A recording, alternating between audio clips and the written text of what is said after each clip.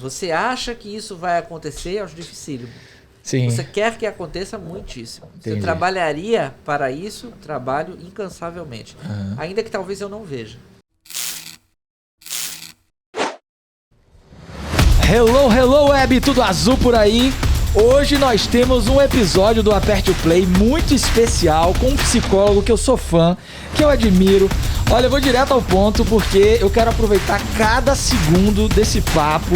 Eu não quero perder um segundo com o Alessandro Maripietri aqui ao vivo e a cores comigo pra gente falar sobre psicologia, sobre paternidade, sobre hipermodernidade, porque eu sei que você conhece de Gili Lipovetsky, eu sei da sua leitura, eu te admiro há muitos anos e pra mim é um prazer imenso. Primeiro eu quero agradecer sua presença, a presença maravilhosa, dizer que quando eu montei o podcast, foi uma pessoa que já estava no meu radar desde sempre. Então, agradecer. Eu sei que sua agenda é apertada.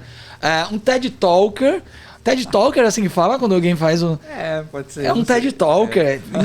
Um TED Talker é um dos TEDs mais legais que eu já vi. E é isso. Eu acho que o seu currículo não dá para falar assim de maneira tão rápida.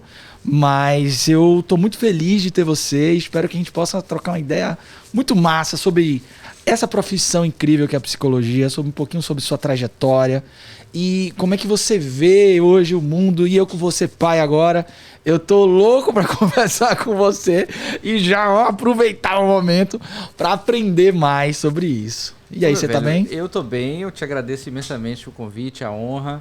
Também sou um admirador grande do seu trabalho. Que legal. Acho que você faz uma contribuição grande para nossa categoria, para nossa profissão. A maneira como você se comunica, consegue chegar às pessoas com profundidade, com conteúdo, mas com uma linguagem, né? Que chega nas pessoas. Eu acho isso importantíssimo. Sim. Desde a época que eu estava dando aula na universidade, eu falava isso, né? Dessa importância da psicologia se desencastelar e ir mesmo para as pessoas e poder alcançar o grande público. Eu acho que você faz isso super bem. Olha que legal. Então, pra mim é uma honra, uma alegria estar aqui. Que legal. Agora eu fiquei lisonjeado.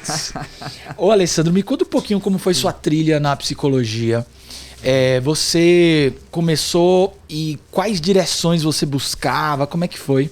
Olha, antes de eu fazer psicologia, eu entrei em ciências sociais. Pô, eu também.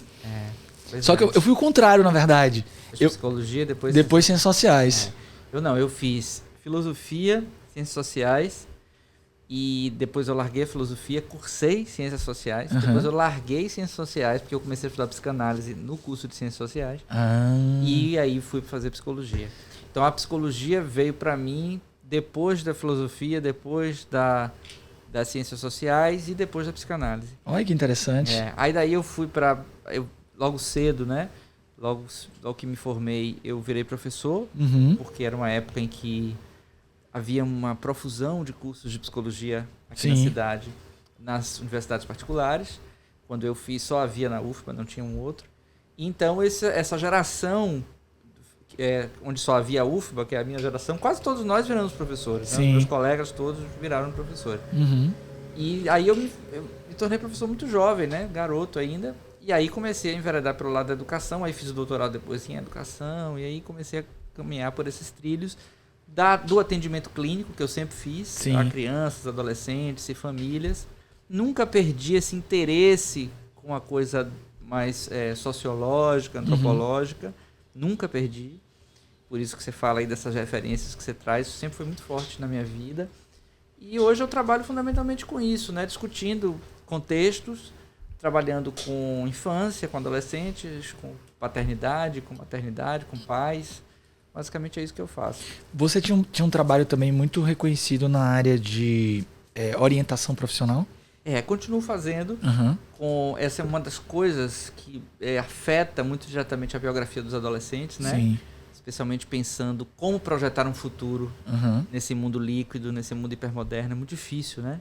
Fazer projeções é muito difícil. E é muito difícil para a adolescência. E aí, falando também desse meu outro lado mais neuropsicólogo, né? É difícil para o adolescente, com os recursos que tem, do ponto de vista mais do cérebro, dar conta desse tipo de projeção. E nesta cultura, mais ainda. Então, é um trabalho, sim, que eu faço há muitos anos, gosto muito de fazer e me dedico a isso porque acho importantíssimo, né?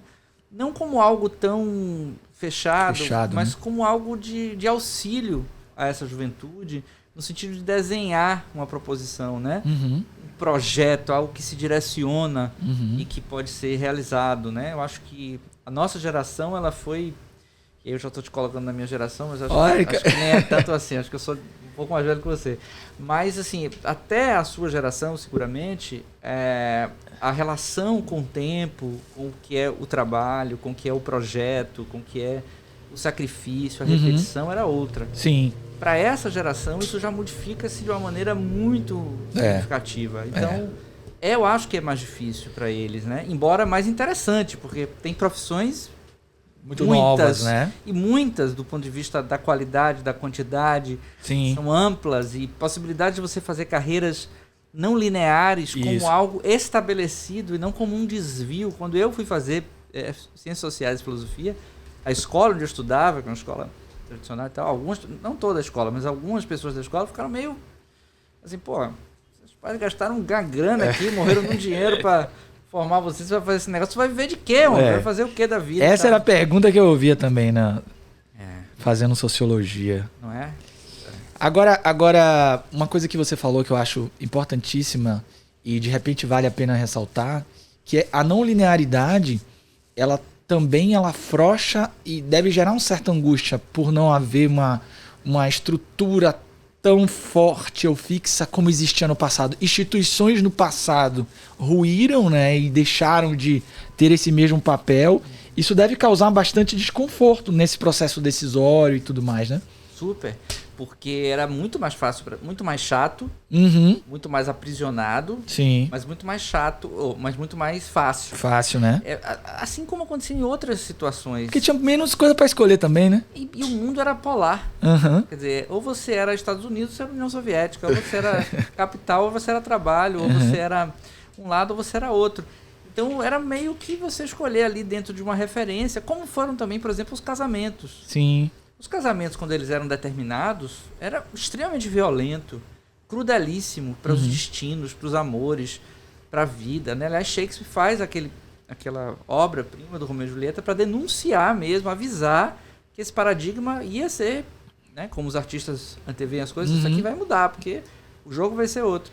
E, de fato, precisa ser outro. Mas, por outro lado, quando a gente inventa essa coisa da escolha, do amor, etc., vamos combinar que se relacionar hoje é muito mais difícil. É mais divertido, é mais interessante, é mais plural, mas é mais difícil. Eu não sei mais que eu sou aposentado nessa área já tem um tempo já. A minha aposentadoria, então, já obscureceu um pouco como é que é a pista atual. Mas imagino que sim. Eu diria que você está menos aposentado do que você supõe, porque eu acho que uma das grandes... um movimento assim de ir contra a hegemonia... é manter um casamento no mundo atual. Legal. Eu acho que quem consegue manter um casamento no mundo atual é contra-hegemônico, é revolucionário, por essência. Porque o mundo... Somos da resistência. Exato. O mundo contemporâneo é um mundo da hegemonia do consumo. Né? Do consumo. Exatamente.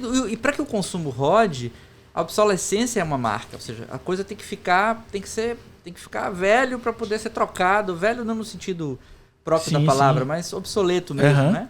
Então os relacionamentos são assim, e a cultura contemporânea faz a gente acreditar que a gente pode tudo, né? Que a gente é do tamanho dos nossos sonhos. E também viver uma vida comprometido com a possibilidade de ser exatamente e plenamente do tamanho dos nossos sonhos. Isso é brutal. É uma escravidão ao contrário. Né? Exatamente. Tem uma passagem do Lipovetsky, que a gente comentou aqui, eu sei que você conhece bastante, que ele fala que... A rotina de alguém que pode isso se torna insustentável. Porque se eu posso chegar nesse lugar, como eu vivo esse dia a dia das pequenices, né? Das coisas pequenas, de ter que resolver os pequenos problemas. E isso cria uma angústia ainda maior. E tem um livro dele que se chama Sociedade da Decepção. Que falam isso, né? Quer dizer, a gente está tão acostumado a viver essa imagem completamente... irreal, né? Sim. Desse tamanho de possibilidade, o discurso publicitário também colabora muito com isso e tal, que a gente fica meio decepcionado com o que se tem, né? E a gente vê isso nos adolescentes, linkando agora com a questão da escolha profissional, né? Os adolescentes de hoje, ele tem uma expectativa de escolher a profissão e não uma profissão. Olha.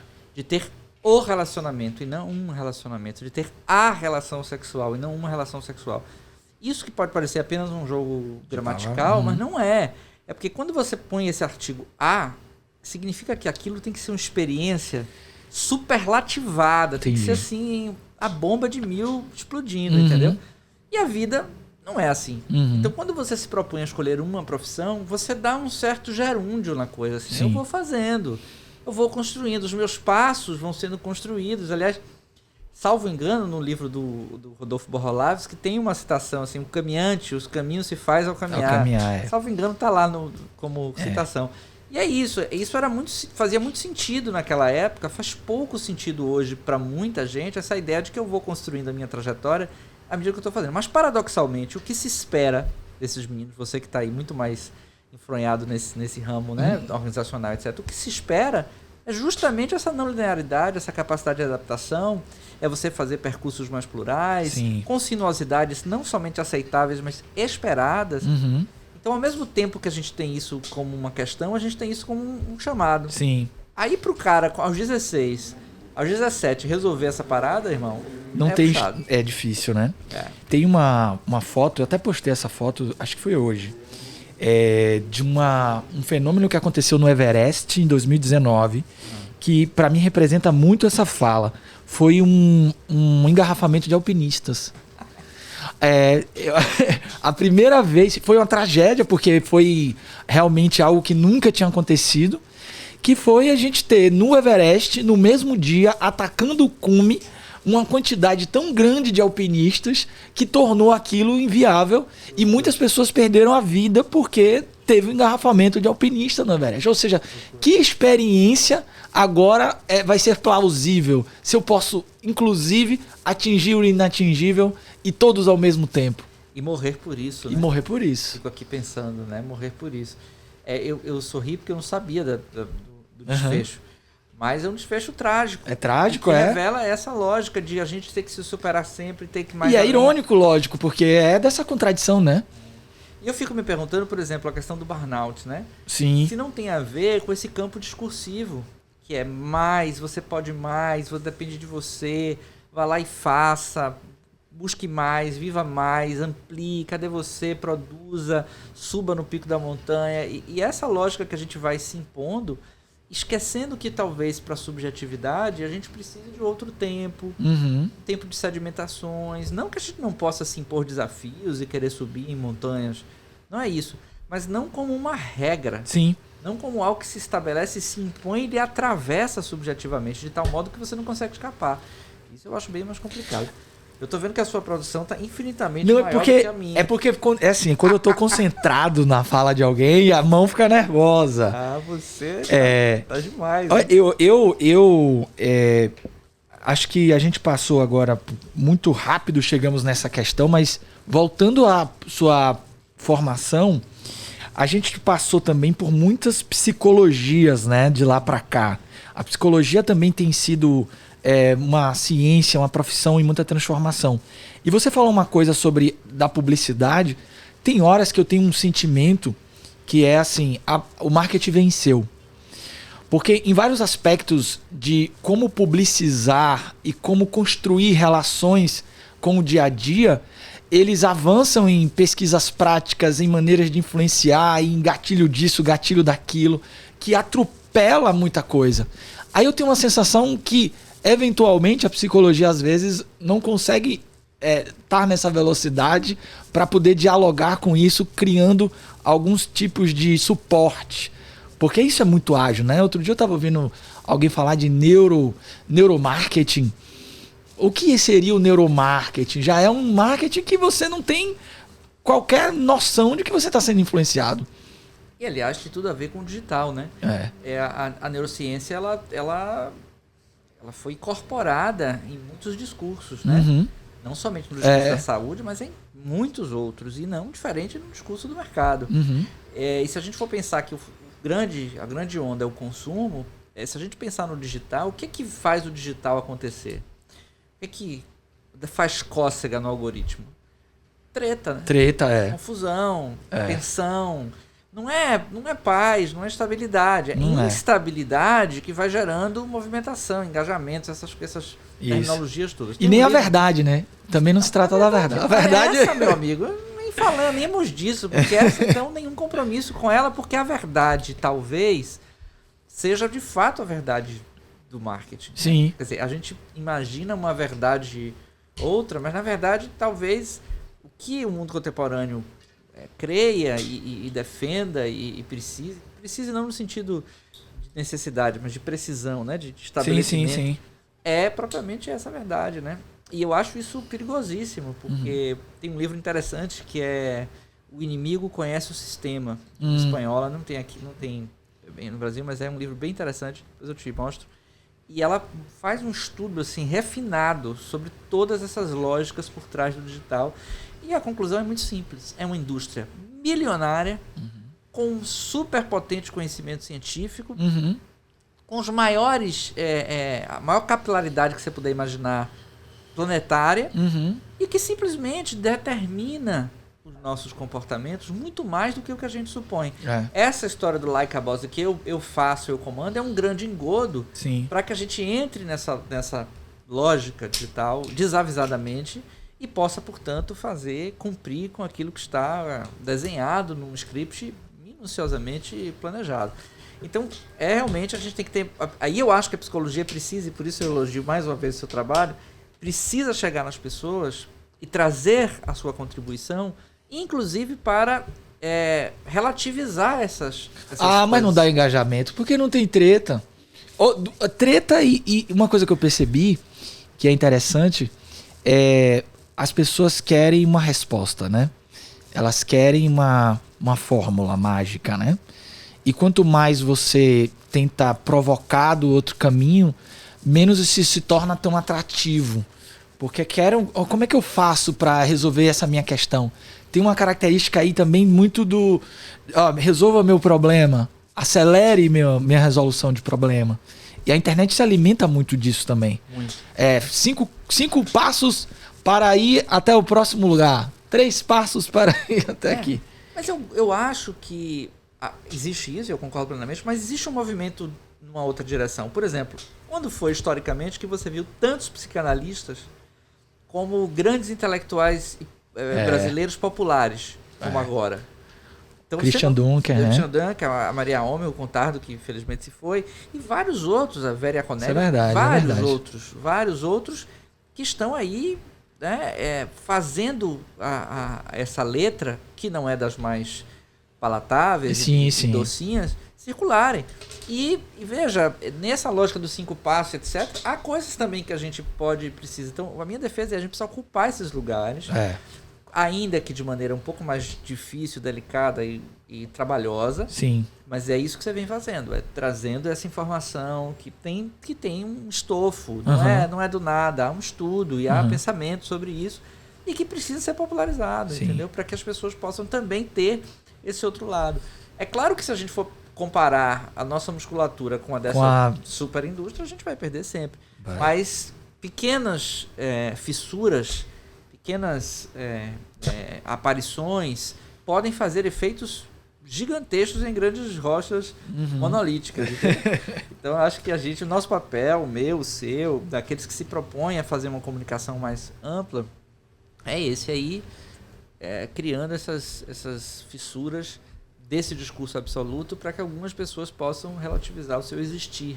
Você tem percebido a psicologia agora, de 3 anos para cá, ela ocupando um lugar social diferente no diálogo com a sociedade? Meu sentimento é que houve uma amplificação ou até mesmo uma abertura maior para ela se inserir em alguns espaços. Não, por exemplo, como a minha atuação especificamente, que a minha atuação ela já existia em alguns espaços, mas hoje esses espaços da minha atuação se abriram para outras psicologias. Você percebe isso? Perfeitamente. Era um movimento que vinha sendo construído, ele não foi gerado de 3 anos para cá. Ele vem já caminhando há bastante tempo, mas de uma maneira mais lenta e menos representativa. Eu acho que de 3 anos para cá, e eu sublinharia de 2 anos para cá, quer dizer, pós-pandemia, de uma maneira muito sobredestacada. Porque a pandemia veio saculejar o couro dos contentes, né? Veio dizer, ó, não brinca não que o negócio é complicado. Você não é do tamanho dos seus sonhos, nós não somos mais os maiorais, nós que vivíamos excessivamente para fora vamos ter que olhar para dentro, nós que vivíamos excessivamente voltados para os nossos próprios umbigos vamos ter que olhar para uma certa coletividade, nós que temos desigualdades estratosféricas, como é o caso do nosso país, vamos ter que olhar para elas. Então, isso gerou um estado de mal-estar, um estado de sofrimento, e a psicologia rapidamente precisou dar conta disso, e nunca, né, de maneira tão focada nesses últimos 2 anos, se falou tanto, por exemplo, em saúde mental, em psicologia, em gestão das emoções, e como as coisas podem comprometer a vida das pessoas, porque as pessoas se viram realmente de cara para isso, né? Então eu acho que sim, que de 2 anos para cá esse movimento ganhou uma amplitude, uma luminosidade mais significativa, e eu pessoalmente acho bom. Sim. Não à custa dessa dor toda que a gente viveu. Eu preferia que a gente não tivesse feito isso tão rápido à custa dessa dor toda. Mas acho que a gente tem por responsabilidade não responder, quando eu digo, não no sentido de dar a resposta, mas de responder a essa demanda, né? De diálogo, de reflexão, de crítica da realidade. Eu acho que é uma das nossas, talvez, mais importantes funções sociais hoje, né? Enquanto categoria, enquanto ciência, enquanto profissão. Uma curiosidade, o set terapêutico, que você tem uma atuação há muitos anos, ele te ajuda também ali como um microcosmo da sociedade, das relações, das nuances. Como eu não tenho uma atuação nesse set, eu fico muito curioso para saber como é que isso estimula, principalmente alguém que tem uma formação também amplificada de olhar cenário, olhar ambiente. Como é que é esse jogo de zoom in? Você está lá no set, vendo uma dinâmica acontecendo e também, ao mesmo tempo, ter um olhar sociológico, olhar como todo. Olha, sua pergunta é ótima e eu acho que eles se complementam pela diversidade, né? Sim. A primeira coisa que eu fiz, a minha primeira inserção profissional como psicólogo foi imediatamente a clínica. Sim. Né? Então eu tenho realmente, e fiz isso muito, e faço muito. Saí da clínica e vim para cá hoje, atendo de manhã até de noite, faço isso há anos. Sim. E embora eu tenha construído outras trajetórias, isso eu nunca deixei de fazer. Chegou um momento que eu cansei. Sim. Porque eu atendo muitas horas, há muitos anos. Agora eu não atendo mais sábado, mas durante muito tempo eu atendia sábado. De manhã até parte da tarde, atendia até as 9h30 da noite. Era uma vida louca. E aí eu comecei a ficar meio cansado. E aí eu cheguei a pensar e dizer, não vou mais, vou só fazer as outras coisas. Depois eu voltei atrás e disse, não, eu vou redimensionar isso e vou conciliar. E hoje eu acho que eu concilio bastante bem. E eu diria para você, eu não teria como ter essa conversa aqui com você se eu não tivesse essa experiência. Eu teria uma outra conversa. A gente ia conversar. Eu adoro conversar e a gente ia conversar. Sim. Mas não seria essa a conversa. Essa conversa depende desse olhar singularizado que me lembra que essas verdades amplas, elas nunca são traduções do que a gente vive. Como dizem os italianos, toda tradução é traidora. A tradução precisa ser um pouco traidora para abrir brechas para a nossa singularidade. Então, isso é como se todo dia eu lembrasse, fora questões unânimes, né? Por exemplo, não pode bater em criança. Isso é unânime, não tem discussão. Ponto. Agora, poucas são as verdades absolutas. A maioria delas são coisas que se relativizam a partir de cada singularidade, de cada história de vida, de cada cenário. Então é como se quando eu fosse para a clínica eu me lembrasse disso. Eu fizesse um esforço de olhar para lá e olhar para cá o tempo inteiro. Então para mim é super complementar, interessantíssimo. E aí provavelmente deve vir uma coisa muito personalizada. Olha, eu sei que como esse mecanismo atinge lá na ponta aquela dinâmica daquela vida, daquele indivíduo que eu convivi, que eu ajudei, que eu... E o contrário. Eu sei também quando chega, por exemplo, um adolescente que não consegue se desvincular do digital porque ele entende que aquilo é toda a sua existência e ele acredita que ele está no pleno domínio daquilo. Eu também sei, culturalmente, socialmente, que há uma estrutura que é muito problemática nesse sentido e que o captura. Sim. Nunca o captura Zé igual a José, o Chico igual a Francisco. Captura é sempre discretamente diferente. Mas a estrutura da captura é a mesma. Sim. Então, ao mesmo tempo que eu consigo fazer esse movimento, eu consigo fazer esse também do contrário. É. E, aliás, eu acho que isso é a obrigação de todo clínico. Uhum. Entende? Eu acho que não é possível mais se fazer psicologia clínica sem esse olhar. Entende? Porque seria, para não dizer outra palavra, irresponsável. Uhum. A gente vai desconsiderar o que está sendo discutido no campo social e ficar única, exclusivamente com a clínica. É como se houvesse uma clínica que não fosse social, e não há. Toda clínica ela é social. Entendi. Então, nós sofremos a nossa cultura, o nosso tempo, o nosso existir. Né? E é interessante que a profissão também está circunscrita nessa realidade do consumo, do você é dono de si mesmo, e também já esteve muito a serviço disso e ainda está. E eu acho que isso também seria um compromisso nosso, enquanto psicólogos, de chamar a atenção de quais são esses mecanismos ou potenciais amarras e contradições que existem. Você pensa assim ou você acha que não? Totalmente assim. Eu não consigo imaginar uma psicologia que se distancie da política. Entendi. Eu não consigo imaginar. Quando eu digo da política, eu não me refiro à política partidária. Da ação política. A ação política, né? Da polis, da cidade, do espaço, do público, dessa ocupação e de como esses vetores nos atravessam. Então, não dá para imaginar, por exemplo, que um sujeito jovem que abuse de substância hoje, não dá para eu imaginar que esse ato, que é dele, singular, com a sua história, etc., está descontextualizado dessa lógica toda de consumos que a gente se refere. Não dá para imaginar que uma pessoa que sofre um transtorno da imagem, ou, sei lá, um transtorno alimentar, isso está desconectado com, por exemplo, as redes sociais. Com filtro, né? Com filtros e com tudo que isso implica. Então não dá para a gente achar que essa clínica existe, como não dá para também universalizar esse discurso. Sim. Porque ele chega nas pessoas em culturas, em realidades diferentes. Ou seja, eu não posso achar que o digital invade o meu filho de escola particular, né, de ar-condicionado e etc., da mesma maneira que um garoto que está numa situação de vulnerabilidade, né, que foi vulnerado por uma lógica excludente, difícil, etc. Não chega da mesma maneira. Então, também a gente tem que fazer ter esse cuidado. Que legal. Voltando à sua trajetória agora, você foi fazer um doutorado, dava aula, você chegou a estruturar um plano de carreira ou você foi acontecendo e você foi vendo o que ia dar e aí... Olha, amigo, a gente não é da minha pegada isso aí, não era da nossa... Não tinha essa... Veja, quando eu me formei, só existiam psicólogos formados pela Universidade Federal da Bahia. Sim. Entendeu? Não tinha nem o que projetar, porque o campo era muito... Era aquilo ali. Então a lógica era, você vai sair daqui e vai fazer...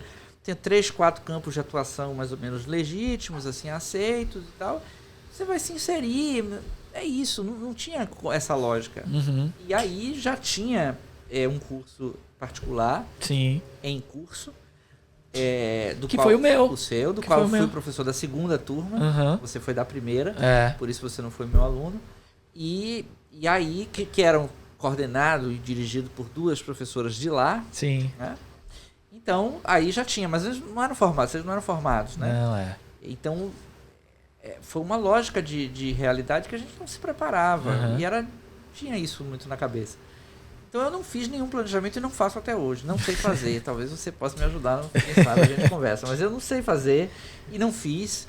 E as coisas iam acontecendo de acordo com o que fazia sentido, né, para mim. Então fazia sentido para mim, como fez sentido para mim escrever na pandemia, como fazia sentido as palestras nas escolas que eu comecei a dar.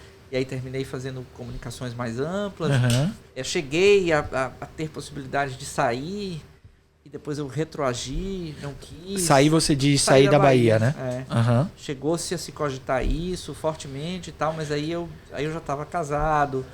Já tinha filho. E aí a gente resolveu, não era nosso projeto. E a gente tem um projeto de viver aqui de uma maneira...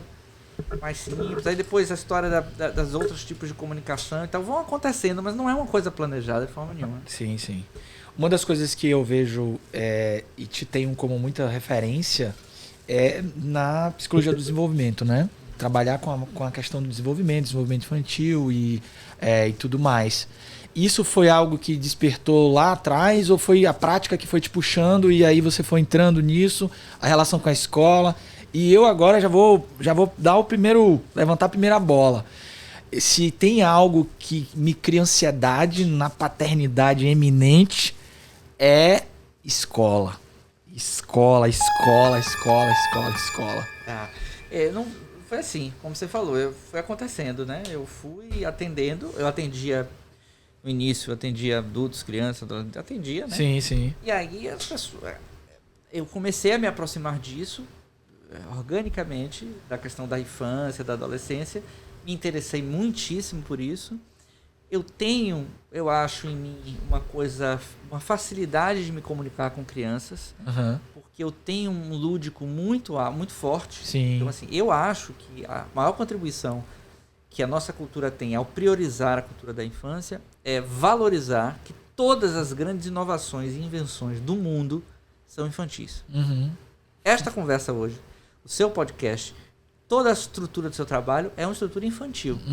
Porque o infantil é o lugar do inédito, do novo, da criação, da curiosidade, da imaginação, né? E sem muitas amarras, né? Sim. Então, assim, se a gente valoriza a cultura da infância, a gente está prestando um papel. Isso eu descobri muito precocemente. Olha que interessante. Ainda muito garoto, eu fazia um estágio numa comunidade em Salvador de psicologia do desenvolvimento.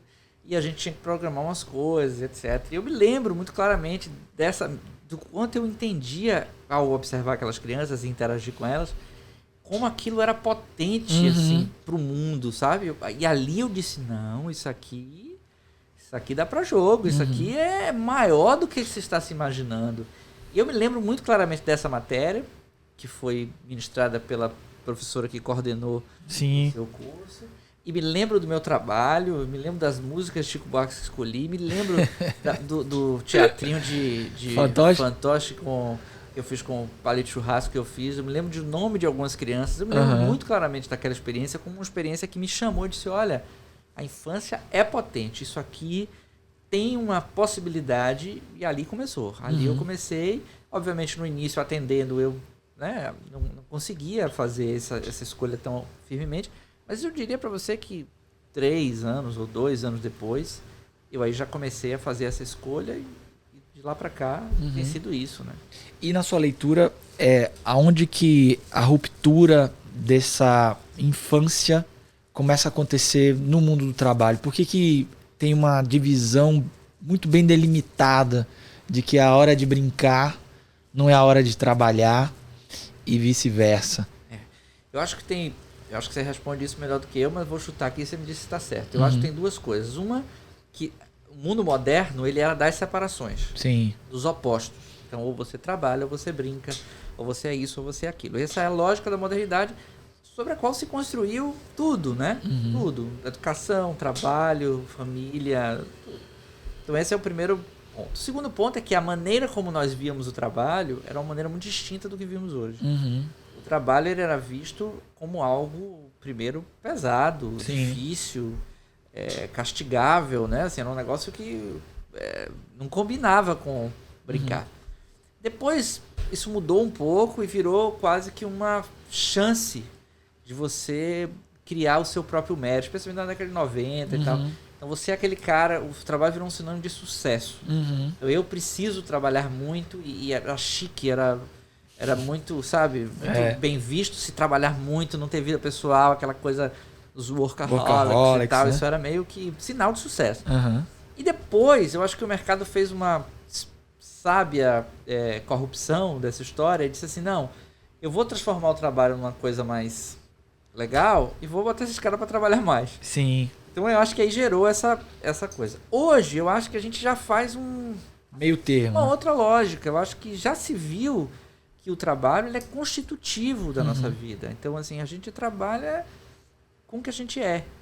Agora, é óbvio que isso nós estamos falando de mim e de você, que estamos sentados em privilégio. Isso. Há séculos, né?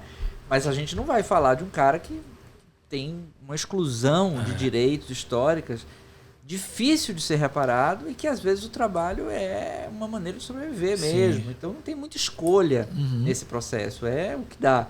Então, eu acho que, hoje, a separação, ela não é tão óbvia. Isso é muito bom e pode ser muito perigoso. Entende? Porque a gente começa a trabalhar logo às 6 da manhã. Sim. Assim que esse bichão aqui desperta. Sim. E a gente vai termina de trabalhar meia-noite. Perfeito. Então, a vida, o vestíbulo onde se deixava a pasta e separava a vida pessoal da vida profissional, pelo menos para aqueles que estavam em situação de conforto e privilégio, não existe mais.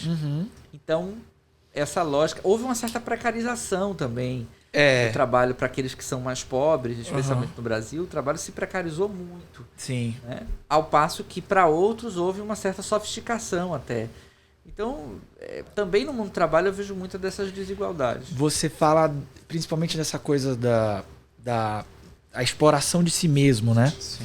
Desse indivíduo que agora, se ele não tem realmente um regulador, se ele é a própria regulação, ele se torna um explorador de si mesmo e isso vai levá-lo provavelmente a um caminho de um outro tipo de sofrimento, né? Isso está no Sociedade do Cansaço. Sociedade do Cansaço. Né?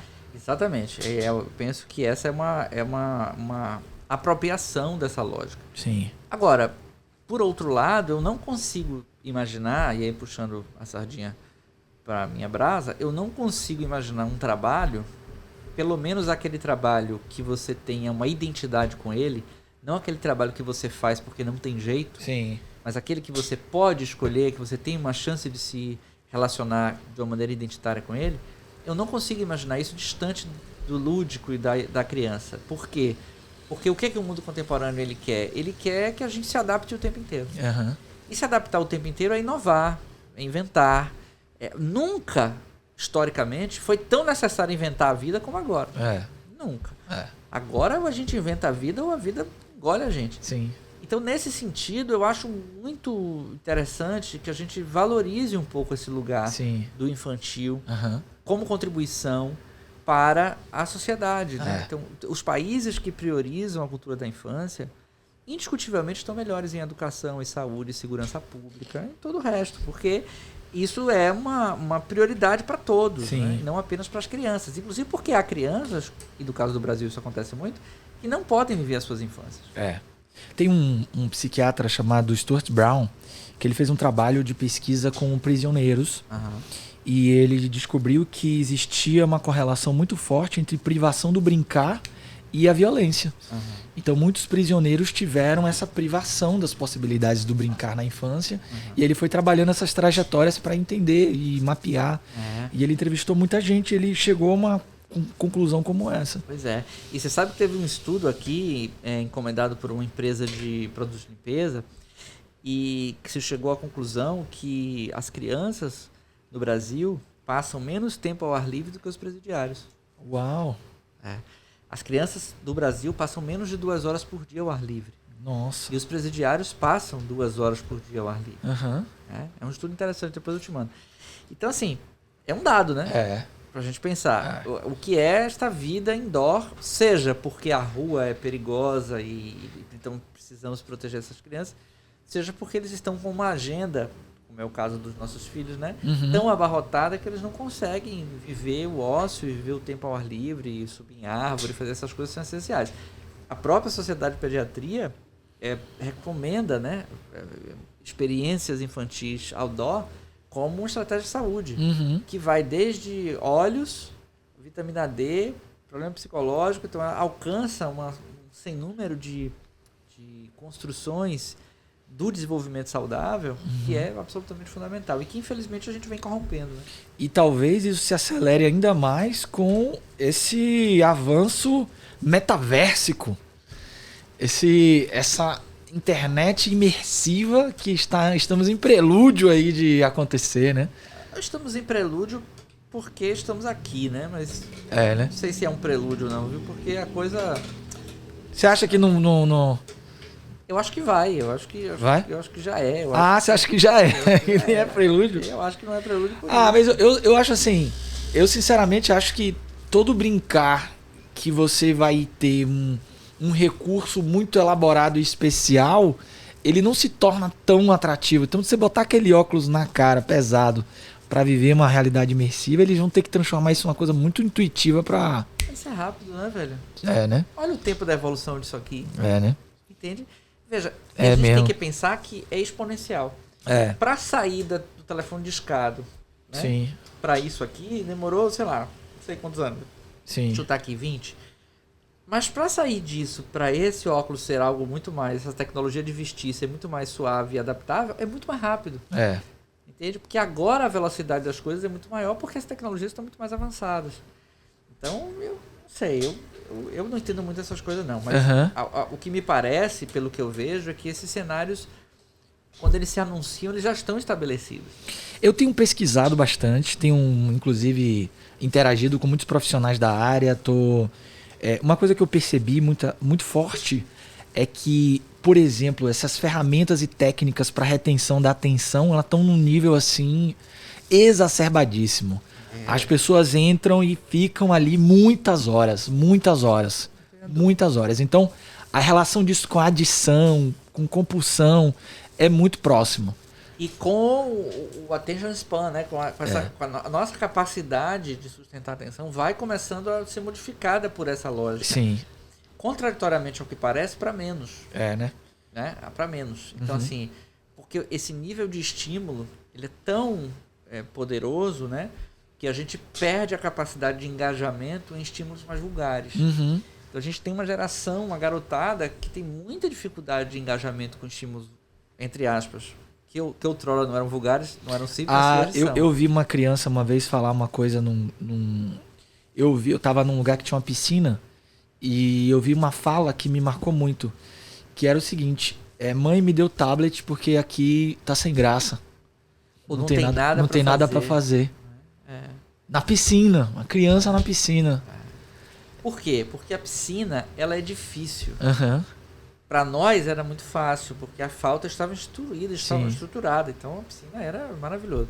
Para essa galera é difícil. Ele tem que criar, ele tem que produzir, ele tem que inventar, ele tem que imaginar. Tem que fazer uma série de esforços do ponto de vista psíquico para engajar naquilo. E essas tecnologias digitais, eles lhe entregam isso de uma maneira ultra potente, ultra veloz, com um design fabuloso. Fantástico. Com tudo que há de melhor.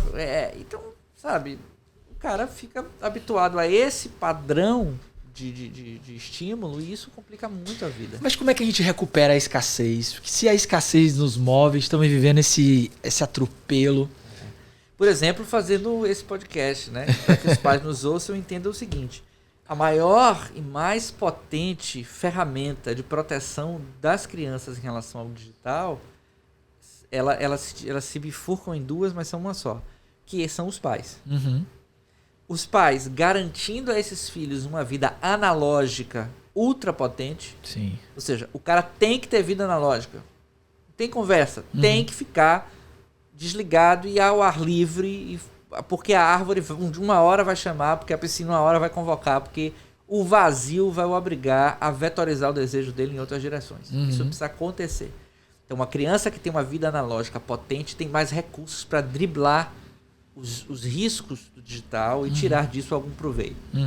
E, paralelo a isso, ele precisa mediar o uso do digital como um todo, na vida dele mesmo, em primeiro lugar, porque senão vira muita hipocrisia, e depois na vida da criança, em tempo, qualidade, conteúdo, escolhas, uma série de demandas que não dá pra gente achar que não existe. Sim. Não dá pra dizer, mas todo mundo faz. Mas a gente precisa começar a discutir isso então, quanto mais você e os seus ouvintes espalham essa ideia, mais a gente está protegendo infâncias e adolescências. Que legal, que legal. Acho que isso aqui vai dar um corte esse aí, viu?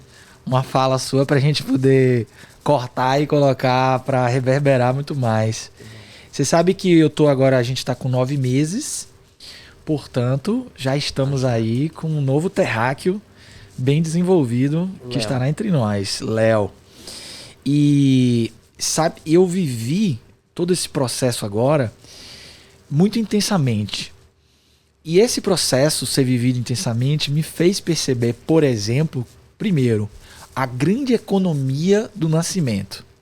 Existe uma grande economia do nascimento para você acumular um monte de coisa com referências completamente arbitrárias e diferentes de cada lugar. E fundadas na culpa. Fundadas, exatamente.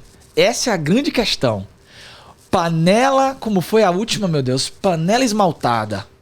Vai que você não compra. Toxica o guri com metal pesado que vai sair. E isso eu acho que é o grande sentimento que foi se construindo em mim. Vai que não funciona alguma coisa porque eu não adquiri isso que vai fazer tal coisa. Como é que eu me protejo de uma velocidade? Primeiro assim, uma coisa que me ajudou muito foi a primeira conversa com o pediatra. Porque ele derrubou um monte dessas histórias. Ótimo. Mas só que essa conversa já veio agora, no 8º mês, então... Você rolou 7 meses de angústia aí, né? 7 meses de consumo também, né? É, claro. Assim, eu posso te dizer duas coisas. Primeiro, a essência de um pai e de uma mãe é falhar. Né? Isso é libertador. Uhum. Agora, nós temos que tentar falhar o menos possível. Sim. Então, e o mais barato possível também. E aí entra o mais racional. Nem sei se é o mais barato, porque às vezes nem é. Uhum. Entende? Às vezes nem é o mais barato. Às vezes você pode até gastar uma grana e tal, mas dentro de uma racionalidade, enfiar a sua realidade, etc. Segundo, sempre os pais e a mãe vão ser julgados. Mais as mães do que os pais. Sempre. Então tudo que você fizer, se comprar panela esmaltada, alguém vai dizer que não é. Sim. Se não comprar, alguém vai dizer que é. Exato. Então, meu amigo, não há unanimidade na parentalidade. Não há. Esse é o segundo ponto. Terceiro ponto. É impossível, ou eu diria quase impossível, porque impossível propriamente não é, porque cada humano vive a sua experiência de uma maneira, mas é muito difícil que alguém que tenha um projeto de paternidade, de maternidade, não viva a angústia dessa experiência. Sim. Inclusive, tá aí no livro, fala da transformação que foi. Eu que era uma pessoa que não tinha medo de nada, que fazia tudo e tal, como eu me vi tocado por medo. Medo mesmo, medo de várias coisas. Morrer, de não ter dinheiro para cuidar, sim. Como vai ser o playground, como vai ser a escola. Você fez seguro de vida? Eu fiz. Eu fiz e tenho, né? Mas fiz numa racionalidade, assim, né? Porque nós somos profissionais liberais. Sim, a gente tem ainda mais isso, né? Então a gente há uma racionalidade nessa decisão. Então, diante dessas 3 premissas, eu vou lhe contar uma história minha para você entender, porque eu acho que é engraçado para as pessoas ouvirem. A gente estava atrás de um berço. A gente queria um berço de madeira. Todo de madeira. E foi difícil de achar naquela época e tal. Achamos numa loja aqui em Salvador. Nós não saímos daqui para comprar coisas de outro lugar. Nós compramos tudo aqui. Aí chegou na loja, na época, o berço, tem 9 anos isso, o berço custava R$12 mil. Uau! Aí eu perguntei para ela, ele anda? Se locomove, tem um motor?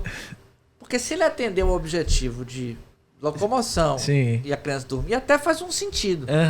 Mas assim, você gastar R$12 mil num negócio de um berço, há 9 anos atrás, que o cara vai dormir, sei lá, 2 anos, não, mais do que isso. Ela falou, isso não é um berço. Aí eu falei, é o quê? Isso é uma peça para estar na sua família.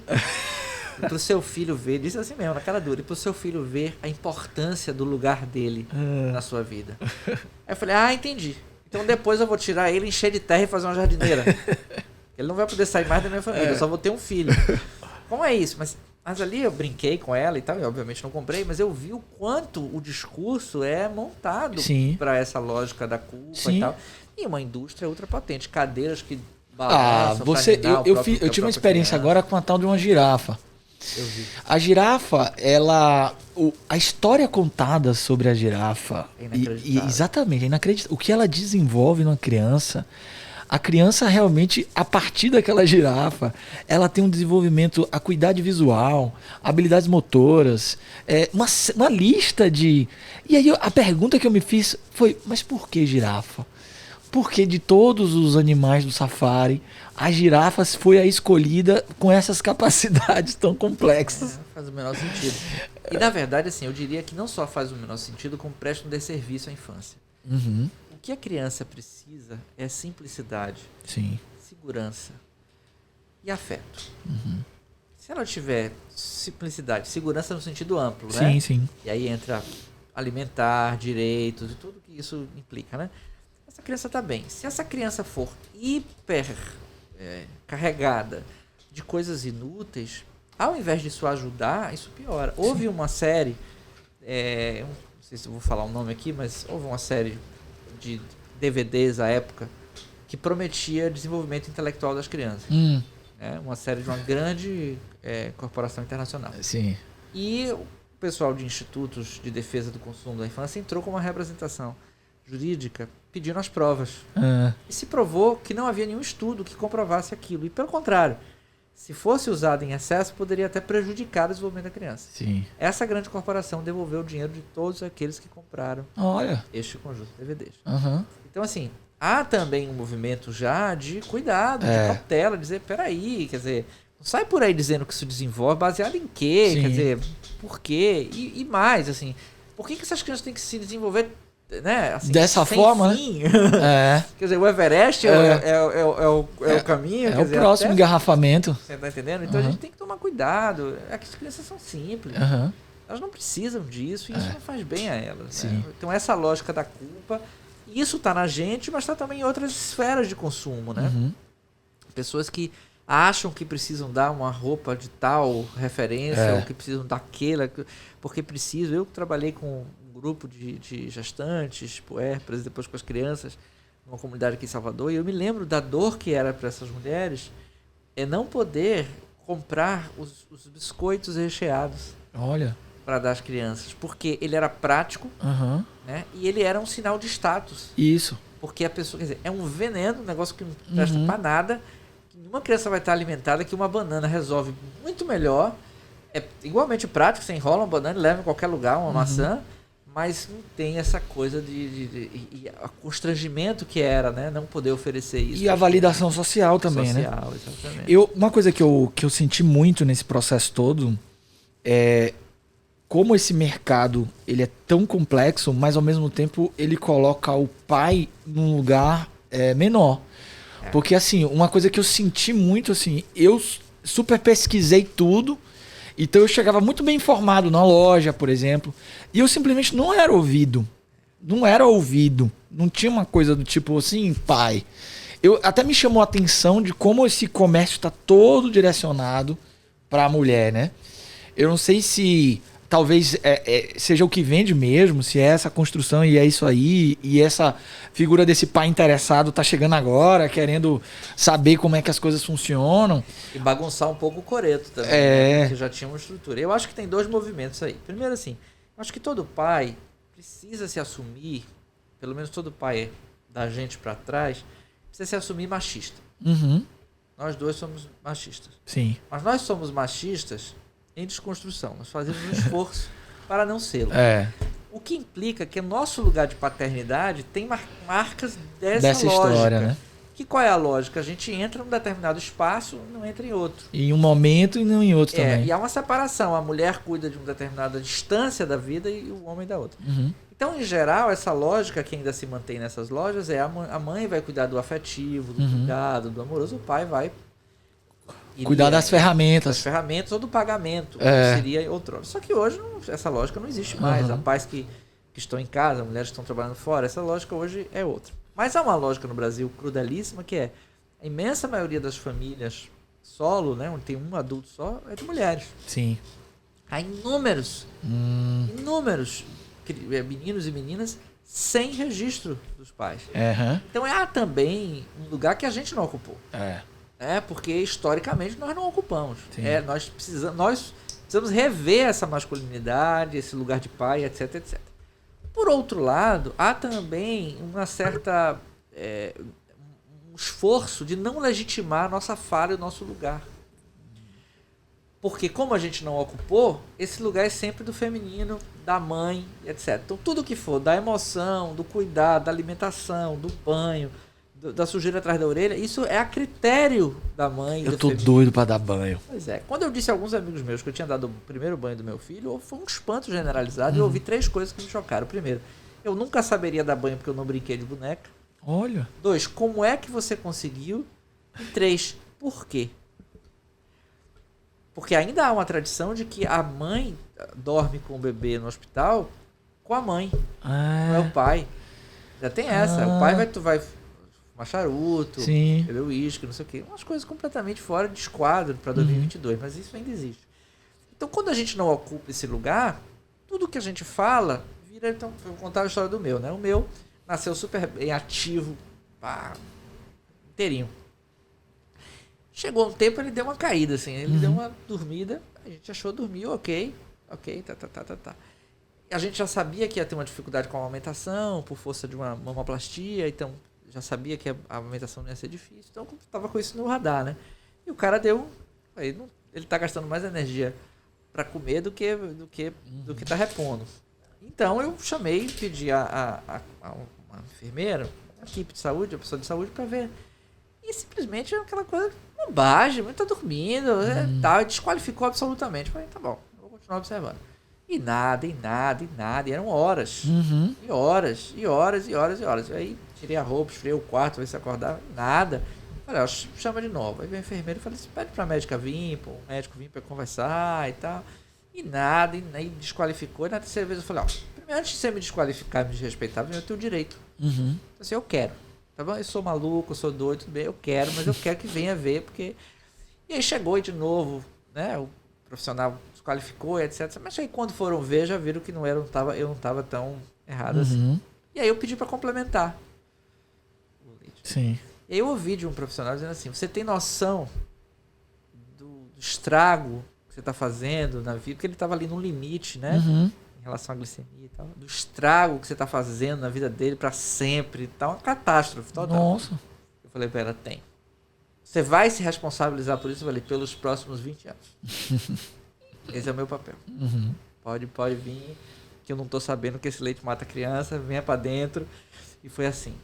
Ou seja, atípico, estranho, diverso.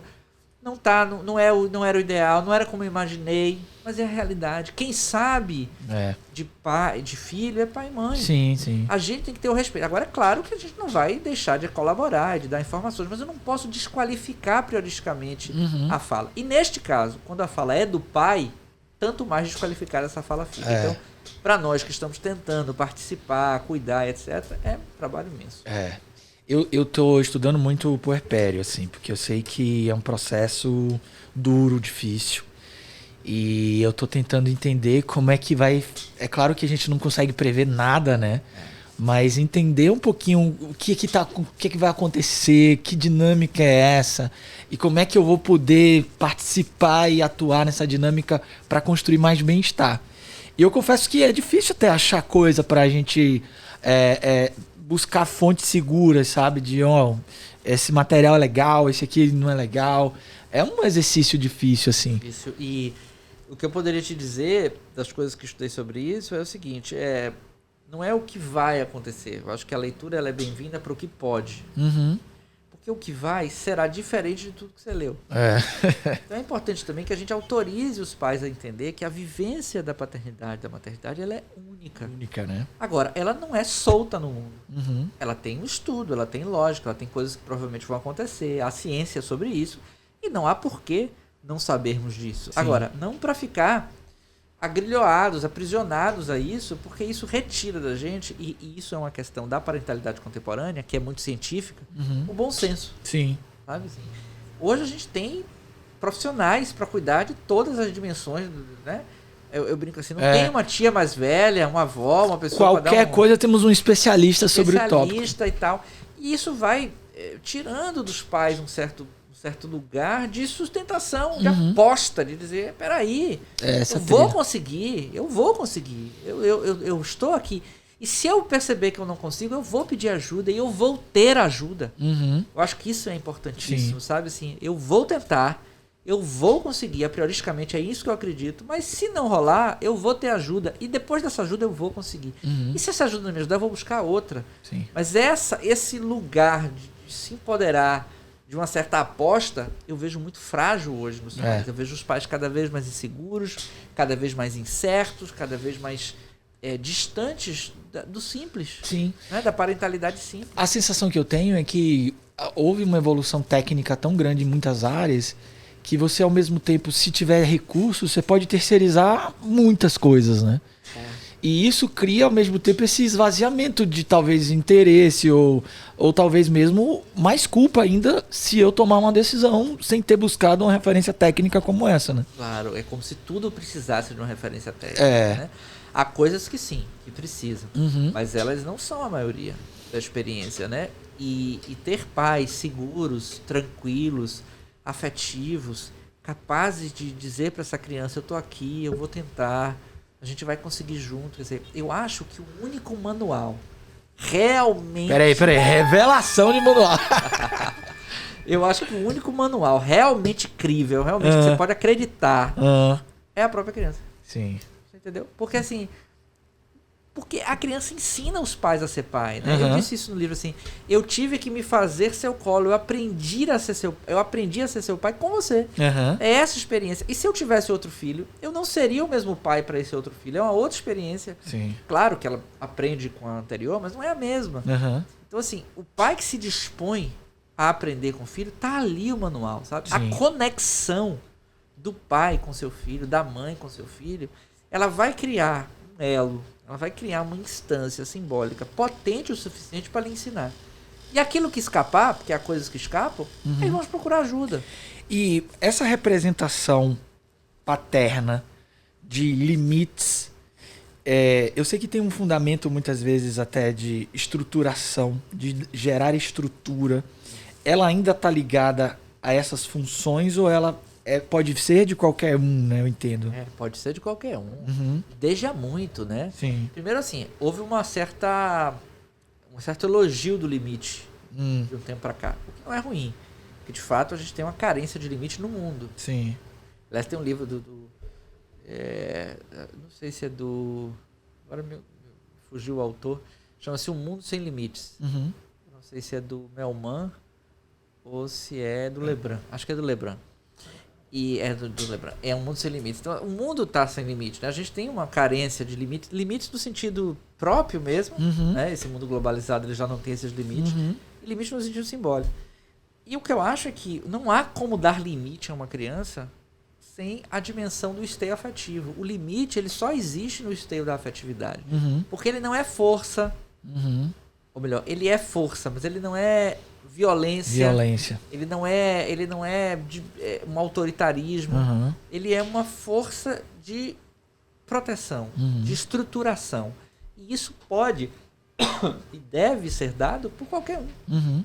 Quando a gente fala em função, inclusive, a gente descola do nosso próprio corpo. Sim. E a gente pode, então, ocupar lugares nesse jogo de função. Né? Quando a gente fala de função de um, função de outro, a gente está falando de que sim, uma mãe pode dar limite e um pai pode acolher. Aliás, ou até mesmo um adulto, né? Um adulto, outro cuidador, sim, pode assumir esse papel, sim. E é bom que o faça.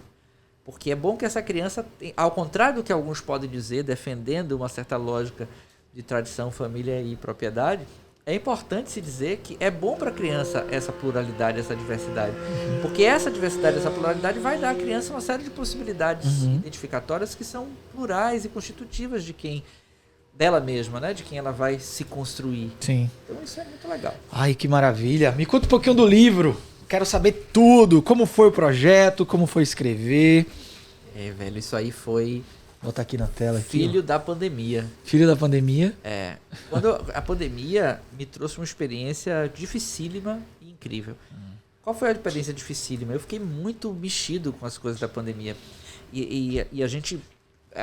eu e minha equipe, a gente disse assim, a gente não vai dar conta de atender todos os efeitos disso. Nós vamos ter que criar uma estratégia de prevenção, de comunicação com as pessoas para prevenir os danos que isso aqui vai causar, porque a gente não tinha guidelines, não tinha referência. Então a gente tinha que partir do que se tinha ali, tomando de empréstimo uma coisa ou outra. E assim nós fizemos. Então essa foi uma experiência potente, mas doída. E a outra que foi potente, porém também doída, é ver o meu filho crescer tão de perto. Olha... Porque eu nunca tinha passado tanto tempo do lado dele. Quando ele nasceu, sim, eu parei de trabalhar e fiquei com ele durante algum tempo, 2 meses. E depois eu tive essa experiência da pandemia que era um mergulho diferente, porque ele já é maior. Então eu via cada dia se passando e eu comecei a ter essa necessidade de escrever para ele e para todas as crianças. Sobre esse lugar da paternidade, sobre a experiência com o tempo, que é o segundo livro. Sobre a experiência da perda, que está lá também. Sobre uma série uma coleção de textos de pai para filho. Então aí eu pensei nessa lógica de dizer um texto de pais para filho, que é para o pai ler com o filho, pro pai ler sozinho, pro menino ler sozinho, para ler com a mãe, para ler com todo mundo junto. Essa coisa, um livro que fosse no intervalo entre ser um livro para criança e um livro para adulto. Que legal. Aí eu escrevi, uma amiga leu e disse, olha, acho que isso aqui dá para... Não tinha intenção de publicar ainda. Isso era para deixar para o meu filho mesmo. Eu acho que você devia publicar porque outras crianças, etc, etc. Aí eu comecei, um amigo escritor, eu mostrei para ela, ela gostou e também achou que era interessante. E aí indicou umas editoras, a gente conversa com 3 editoras.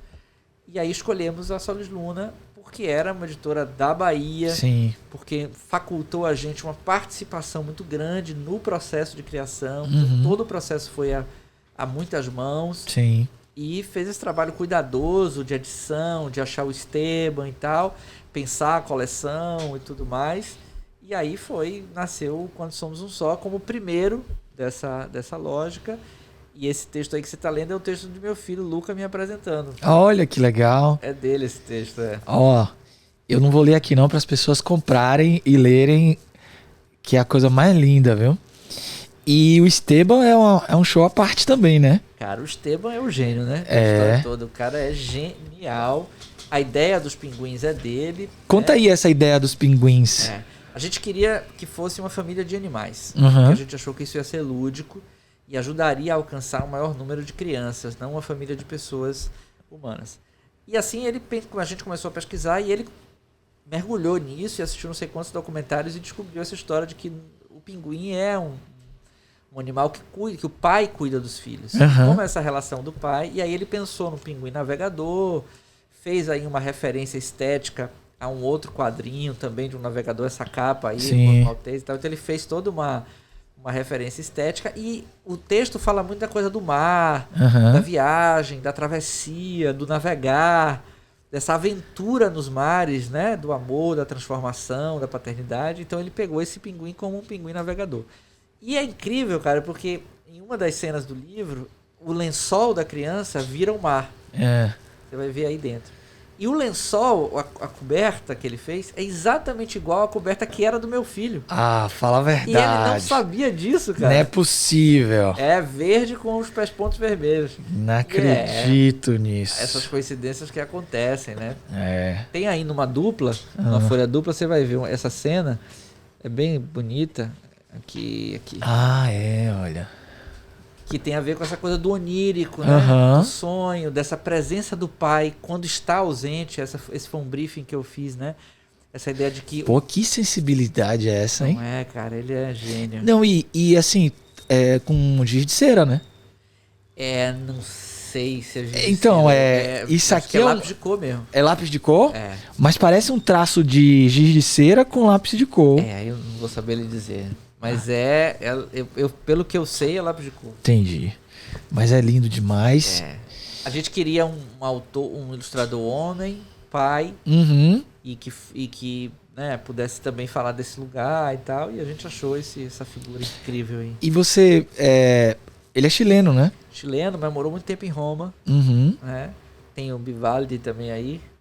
Então temos também essa coisa em comum. Filho de um garotão. Olha pai de um garotão. E me fala uma coisa, como foi pra você, depois que o livro estava pronto, uma coisa tão íntima se materializar? Deu alguma sensação? Porque eu tive um ataque de pânico quando eu peguei o livro, eu achei incrível, eu estava super ansioso, mas depois eu pensei assim, as pessoas vão ler. E aí eu tive meio que me sentindo invadido, talvez, assim. Eu me senti um pouco também, mas me senti feliz pra caramba, porque eu acho que não tem nada aí que não seja a minha mais pura verdade. E não é nenhuma verdade teórica, não tem nenhum compromisso com isso. E tá escrito aí. Uma vez uma criança me perguntou, essa história tem a ver com a sua história, com o seu filho? Mas não tem a ver, é a história. Entendi. Não tem outra coisa. Então, o que eu acho é que o livro, ele é um objeto transcendente, né? Sim, entendi. Caetano. Esse livro aí, ele vai ser muito na mão de muitas pessoas. Então, a história, ela é uma porta, a ilustração, ela é uma porta, a junção da ilustração com a história é outra porta, mas que a imaginação... se abrem tantas outras. Então, isso me deu uma certa tranquilidade, dizer assim, não é isso, quer dizer, Não é o texto, não é a ilustração, nem a capa. É tudo isso junto que vai se replicando em portas que a gente nunca mais vai alcançar. Sim. Então, esse livro aí já é outros tantos. Então, Ele talvez essa seja né? a função do teu livro, do meu, é abrir uma janela para que as pessoas possam imaginar outras coisas. Né? Eu pensei muito nisso com o subtítulo que eu usei, porque eu tô dentro de um universo que tem uma linguagem muito comercial. E eu tomei um cuidado para usar uma palavra trilhas e não respostas ou soluções e nenhuma proposta nem definitiva, nem fechada, nem nada disso, mas como se houvesse realmente caminhos e trilhas, como começos, jornadas, possibilidades. E é bonito isso de trilhas, né? Me lembra uma coisa que o Bauman falou da diferença do peregrino pro turista. Né? Que o turista, ele vai, pousa, vive aquela experiência e volta. E o peregrino não, ele caminha, ele atravessa, ele vive o percurso, ele experimenta aquela experiência. Então o trilhas, eu acho um significante lindo, assim, né? Pra falar disso, de que vá sorvendo letra por letra e tirando experimente suas viagens aí, suas conclusões, suas dúvidas. É né? isso aí. E a ideia do seu você já escreveu todos? Todos foram então nesse processo da pandemia Todos e tal. foram no processo da pandemia. Todos os textos são feitos por meu filho, para meu filho, mas não necessariamente dele. Por exemplo, o que fala da questão da perda, ele não é dele. De certa forma, já transcendendo um pouco isso de algumas crianças que eu ouvi, que escutei, que perderam pessoas, e como isso é uma situação difícil de lidar. A questão do tempo tem muito a ver com ele, mas também tem a ver com uma filha de um amigo que nasceu nesse processo, né? E aí aniversaria e a gente não pode estar. São quantos? São 5 ou 4, a gente ainda não decidiu isso. Mas que nem um que eu gosto muito, que é o Guia dos Mochileiros da Galáxia, que é uma trilogia de 5. Trilogia de 5. É uma trilogia de 5. Essa é a melhor trilogia que há, né? Porque a gente escapa da trilogia em si e usa essa lógica de conjunto, né? Essa é a ideia. E você pensa depois em escrever sobre outros temas e trazer outros... Não sei. A coisa do livro técnico sempre foi uma cobrança e, de certa maneira, eu escapei disso porque eu tinha que parar para fazer o livro, que é mais ou menos o que você eu não quero te fazer nenhuma cobrança aqui, tá? Mas eu quero dizer que o mundo precisa. Mas não é para deixar nenhuma cobrança. Você já tem uma contribuição incrível compartilhando muito do que você faz. E para isso eu precisaria mesmo parar, né? Porque eu sou muito chato, muito rigoroso. Essa lógica de escrever e tal, para crianças, para os seus pais, essa lógica eu acho que sim, é possível que haja outros projetos. Mas esse eu não posso É muito difícil, porque você nunca termina, você tem que abandonar. Então, para você que tem essa cobrança, é um processo muito doloroso. Porque não acaba, né? Tem sempre alguma coisa e você quer... Eu tenho uma profunda admiração porque consegue ser simples e profundo. Né? Eu tenho uma profunda admiração. Eu tenho visto alguns colegas fazer isso. Tem o Alexandre, né? Sim. Que você deve conhecer também, e que é um amigo querido, que ele consegue escrever coisas muito profundas de maneira muito simples. Eu preciso ainda ver como é que essas coisas acontecem. E acho que isso é importantíssimo. Eu não consigo fazer isso. Eu sou muito bibliográfico. Então, para eu fundamentar um pensamento, eu preciso das ideias me abraçando ao todo, assim. Então, teve até uma pessoa que falou, você escreveu um livro ou uma tese? Porque, apesar de eu seguir uma linha de um texto fácil, eu sou muito caótico de pensamento. Eu preciso desse jogo de referências todos. Então, para mim, o livro ordenou um pouco desse caldeirão de ideias e possibilidades e referências. Então, ele foi meio que um processo de organização mesmo. E é legal porque você fala de uma coisa que e sempre tem mais o que falar, né? É. Então a coisa do abandonar tem isso também, de uma certa uma lida nossa na nossa castração, com o nosso limite. Assim, vamos dar conta de tudo. Então, assim, atualmente, pela minha realidade hoje, o que eu acredito é que a gente vai dar seguimento a isso primeiro. Sim. Vamos ver lá pra frente como é que as coisas ficam. Você fez um TED Talks em São Paulo, que foi bem legal, assim. Eu assisti, inclusive, mais de uma vez e indico, às vezes, para as pessoas, que fala um pouco sobre a questão da escola, alguns aspectos desse tipo. Sim. Como foi esse processo? Primeiro, um processo de um TED Talks que eu acho que você foi para um dos mais importantes do país, né? Que é o TEDx São Paulo. E, ao mesmo tempo, tratar de um tema que é um tema que hoje me parece que, não sei se é o meu olhar, que tem também esse efeito, né? Do nosso olhar, mas é um tema que está muito em xeque por causa dessas colisões ideológicas, né? Sim, Então, quando eles me chamaram, eu fiquei bem impactado, assim, honradíssimo com o convite e meio cabreirão, assim, porque é muita gente, né? Num estádio de futebol. O que você... Tipo, a gente tem aqui o que é bem legal também, que é do Rio Vermelho e tal, mas você foi para o de São Paulo, que era o... Acho que é o Central, não sei.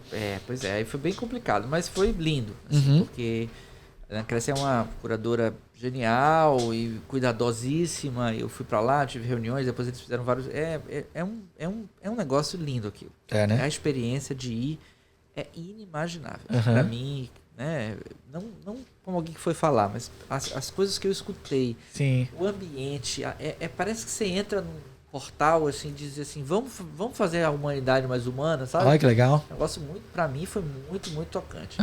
E a experiência em si foi puxada, né? Foi aquela experiência de dizer, poxa, tá... E não tem aquela coisa da pessoa ali olhar e balançar a cabeça, não tem isso. Não tem, não. Não tem uma validação do tipo, mas o são grupo... 10 mil pessoas. Né?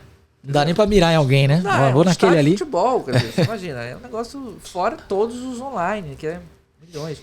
Então é bem difícil. E tem uma lógica de um storytelling num tempo curto, né? Muito curto. Muito curto pra... Eu acho admirável. Sinceramente. Quem consegue fazer sintetizar aquilo, eu acho genial. Pra mim é bem difícil. Eles inauguraram uma lógica de speaker, de falar em público, e tem uma ciência ali, né? De você transmitir uma mensagem impactante em curto tempo para gerar um despertar, né? E gera. Gera, né? E gera. É incrível como gera. E respondendo a sua pergunta, assim, o tema daquela época era a questão da medicalização. Sim. Né? Da vida, da infância e tal. Que tem pouco a ver com a questão de medicar. Mas tem muito a ver com a questão de você fazer um certo reducionismo de uma problemática complexa, uma relação de causa e efeito. Sim. Então, e aí eu acho que sim, você tem toda a razão. Hoje essa questão talvez seja ainda mais pulsante, necessária e urgente por conta da maneira como, especialmente o nosso país, vem construindo as suas relações como sociedade, né? E o lugar que vem dando a educação, a cultura, a infância, é um tema extremamente pulsante.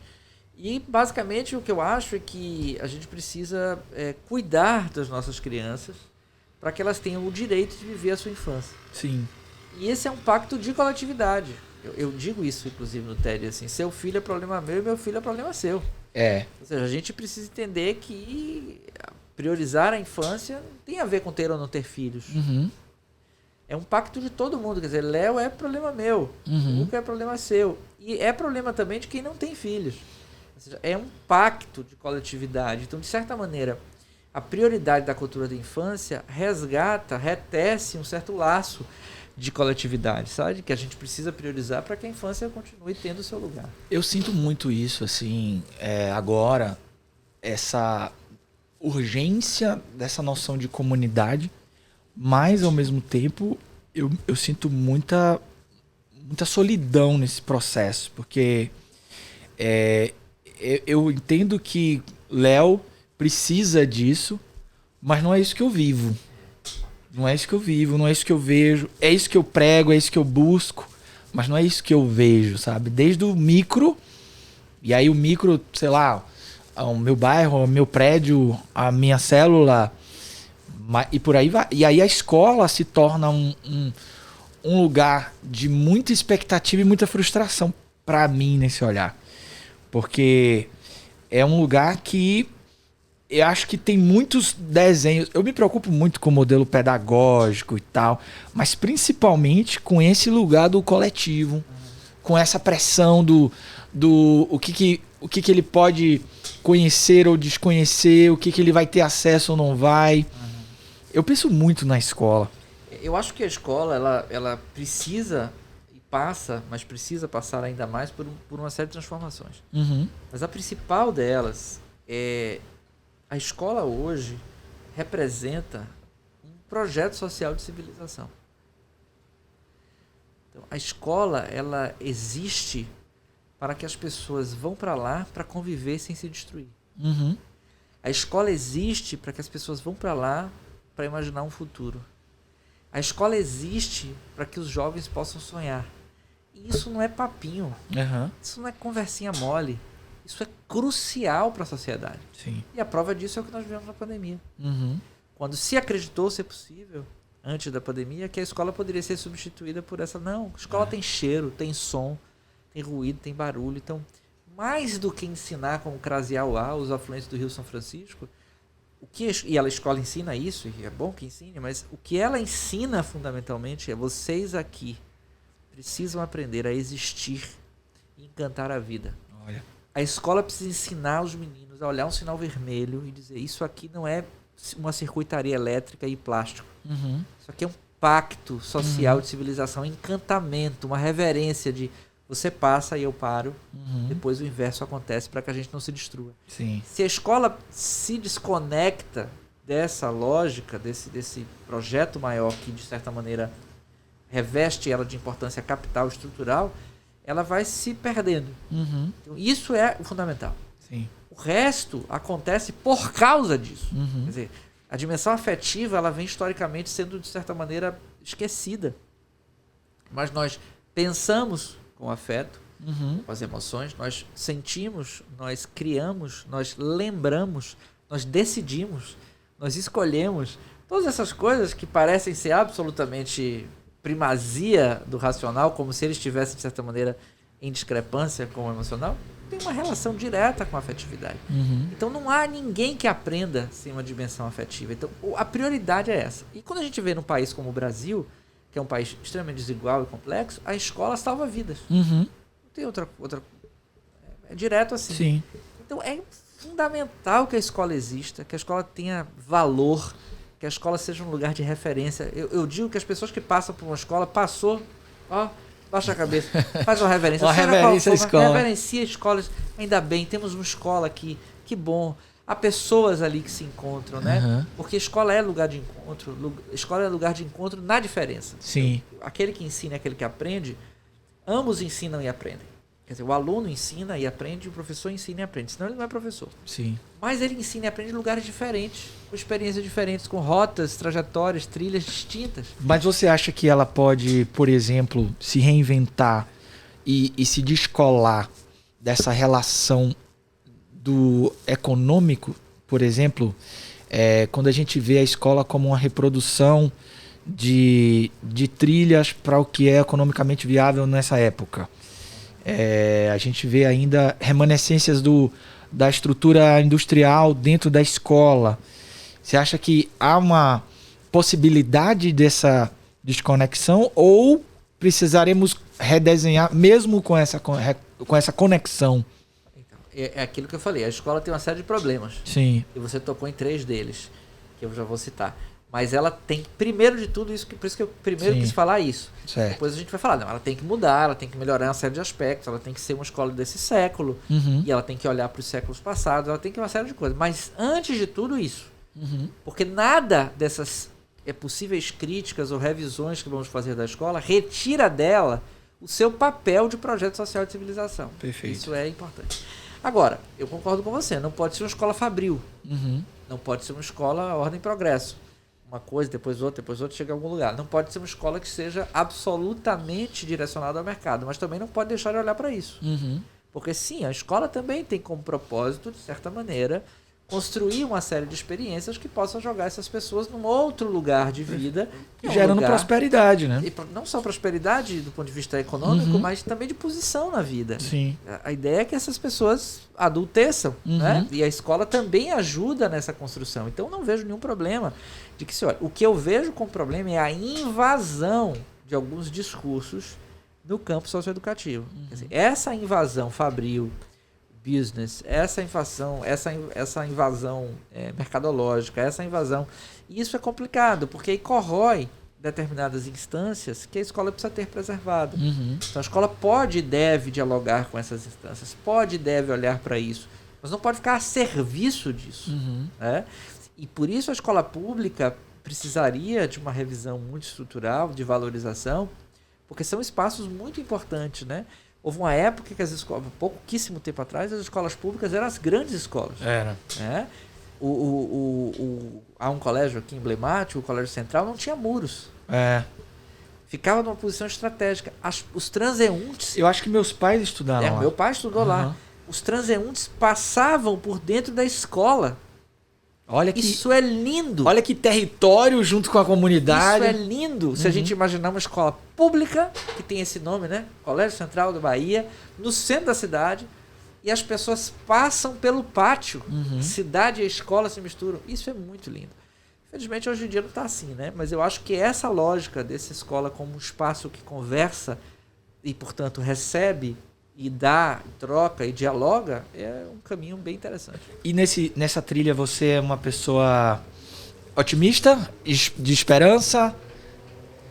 Eu sou sempre de esperança e otimista com crítica.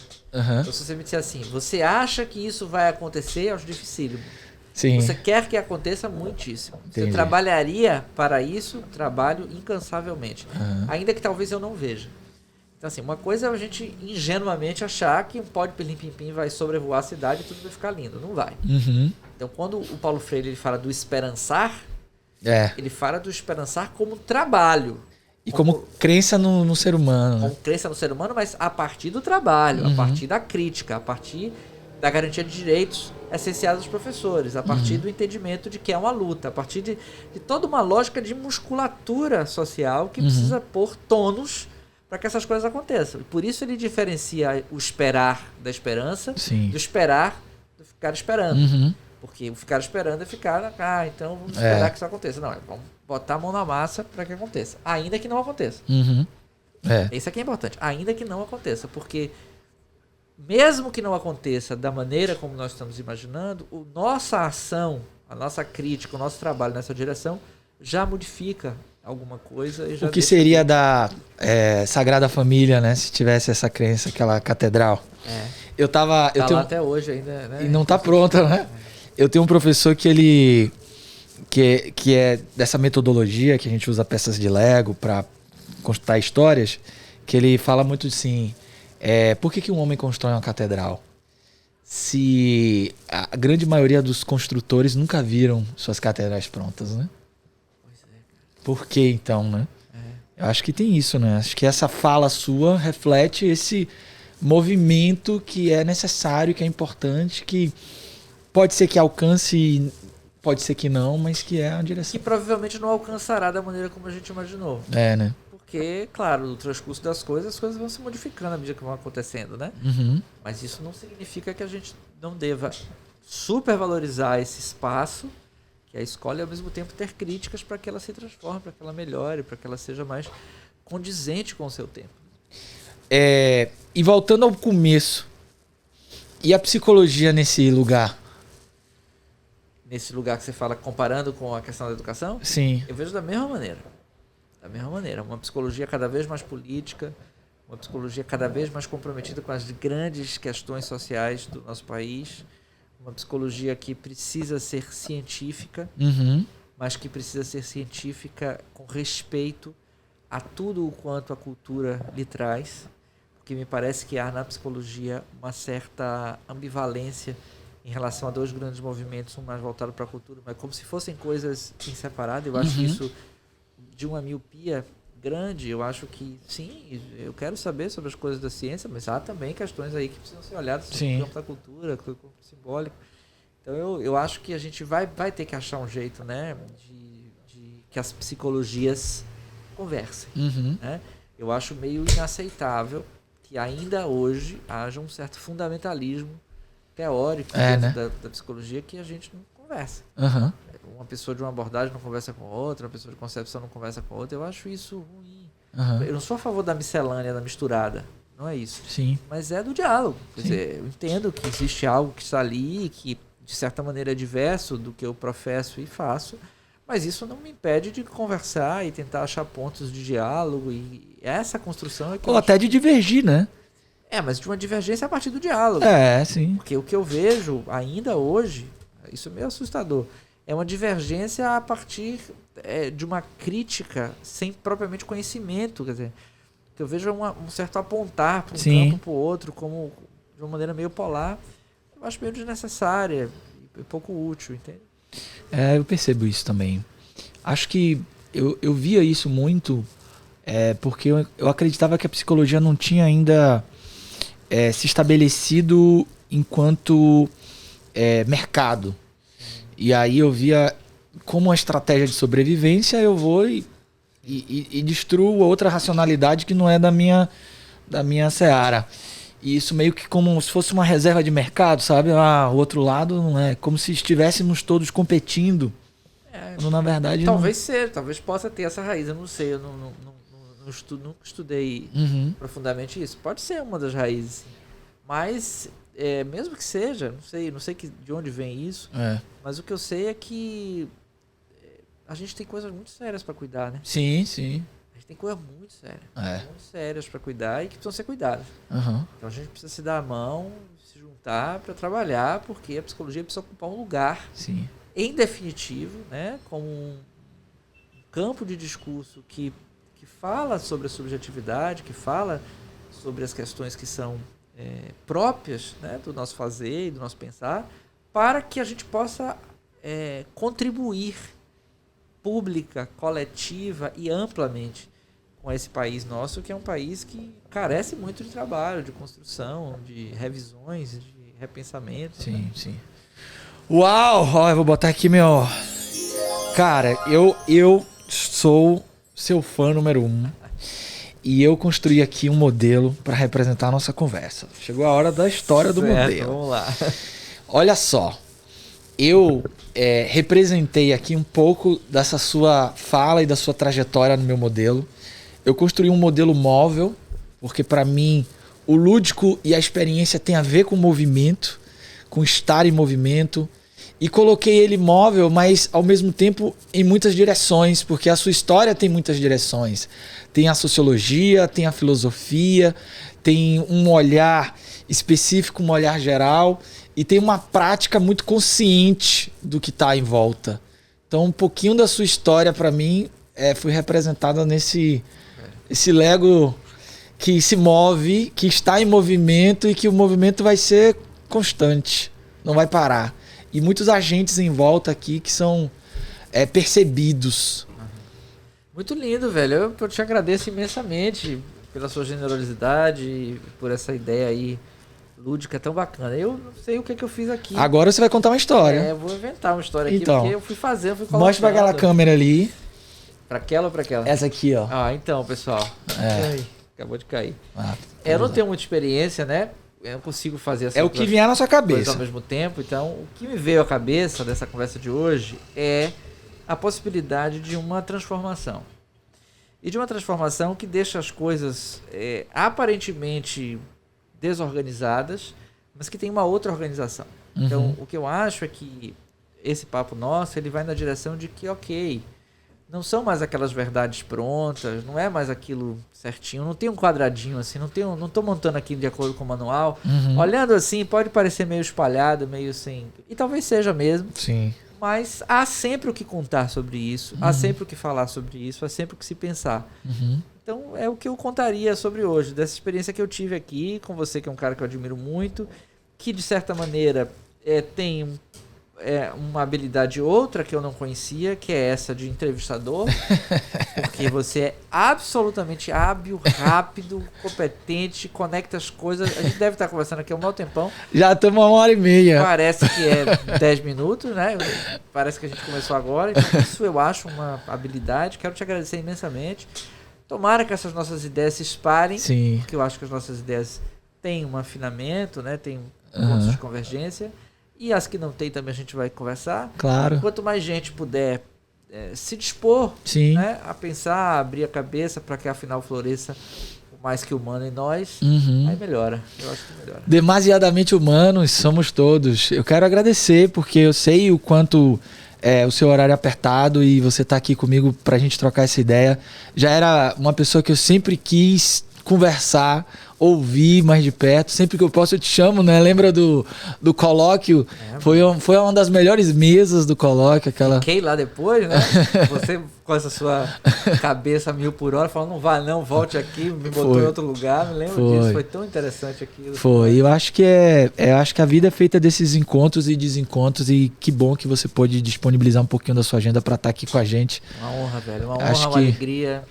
Parabéns aí pelo seu trabalho. Que bom que você está divulgando tantas ideias legais. E eu vou deixar aqui um recado para todo mundo, não percam. Olha que livro maravilhoso. Eu vou começar a ler o meu hoje, inclusive para depois eu ler com o Leléo, que está chegando. E aí eu vou sentar com ele e contar essa história. E as outras que... Tem previsão de sair os outros? O segundo já está pronto, a gente está vendo aí quando é que vai ser. Eu dou notícias disso. Que maravilha. E se as pessoas quiserem se conectar com você, como é que elas te acham? Olha, no Instagram, @Alessandro Marimpietri ou @Desenvolver Psicologia e Educação. Hoje vocês atuam também com palestras, treinamentos e a parte de psicologia clínica. O que mais? Tem a clínica, sim, que é Desenvolver Psicologia e Educação, e o Instituto de Desenvolver, que é esse que se dedica a palestras, formações, treinamentos. E aí as pessoas acham fácil lá no site? @Desenvolver Psicologia e Educação ou @Alessandro Marimpietri. E eu quero dar uma dica também, a gente vai botar aqui no texto embaixo o link do TED Talks para vocês conhecerem um pouquinho desse papo que foi maravilhoso. Bom, obrigado, eu vou encerrar os trabalhos. Obrigado, Web, boa noite a todos, eu quero agradecer a todo mundo, não esqueçam aí de ligar o sininho, se inscrever no canal e tudo mais que a gente tiver direito e mandar para todo mundo que vocês acharem que vale a pena serem impactados por essa conversa. Um abraço e até a próxima, valeu!